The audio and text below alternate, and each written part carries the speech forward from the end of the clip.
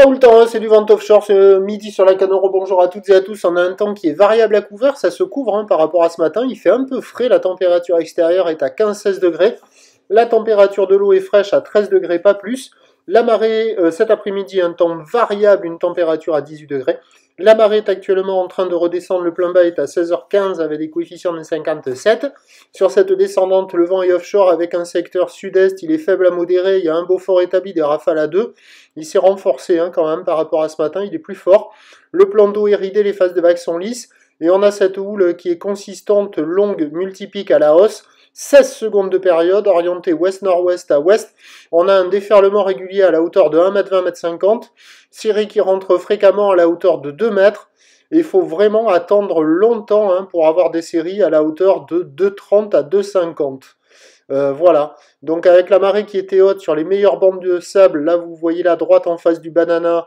De l'autre côté, sur le côté gauche de l'image, il y a la gauche presque en face de Surf City. C'est les deux seuls spots où la houle arrive à tenir et à dérouler un petit peu. Mais bon, ça déroule pas longtemps, mais il y a quand même des bouts à attraper. Aux accalmies, la barre est facile à franchir. Les vagues après en elles-mêmes sont réservées pour des surfeurs confirmés. Il y avait du monde à l'eau pendant tout le temps où j'ai filmé là sur la marée haute, tout début du descendant. Et au fur et à mesure que la marée descendait, les surfeurs sortaient de l'eau. Parce qu'à mon avis, au fur et à mesure que la marée va descendre, ça va se mettre à barrer. Parce qu'il y a quand même de grosses, de grandes et de longues lignes. Mais bon, il y a quand même des bouts. C'est le meilleur créneau du jour. C'est pas foufou, ça déroule pas très très longtemps. Les vagues au bord, elles fonctionnent pas trop. Donc ça se passe au large. Au large, il y a quoi? Il y a take-off, deux manœuvres à faire. Deux manœuvres si on est chanceux, une manœuvre sur la majorité des vagues. Donc voilà, sur les zones, là, il y avait quoi? Une petite vingtaine de personnes à l'eau. Alors, l'évolution pour le reste de la journée. La boire cache en Gascogne est à la hausse à 3,50 et 10 secondes. Il semblerait que ce soit son maximum. On n'atteindra pas les 3 mètres pour cet après-midi. Le vent est attendu de basculer au nord. Donc, les prévisions à 13h, c'est 2 mètres, 2 mètres 50 ou d'ouest-nord-ouest à ouest, 16 secondes de période vont de sud-est à un Beaufort. Et à 17h, 2,50, 2,80, difficilement plus. Là, je crois qu'on voit les grosses séries à 2, 2,50 là. Vous voyez, c'est quand même assez massif. Et la gauche, bon voilà, grande ligne. La droite là-bas au bout, elle ne fonctionne pas. Mais la gauche, elle arrive à proposer un petit mur, peut-être des fois par moment un peu plus intéressant que la droite. Donc, à 13h, c'est bon. Et à 17h, 2,50, 2,80. Ou l'ouest-nord-ouest à ouest, 15 secondes de période vont de nord-nord-ouest à de Beaufort. Ça va se dégrader cet après-midi. À la Cano, à mon avis, ça va être compliqué. En plus, avec le vent de nord qui va se lever, l'option mobilité reste la plus favorable. Je vous tiens informé sur l'évolution des conditions sur le 08 92 29 78 73 à 14h, 16h et 18h. On vous souhaite un bon vendredi.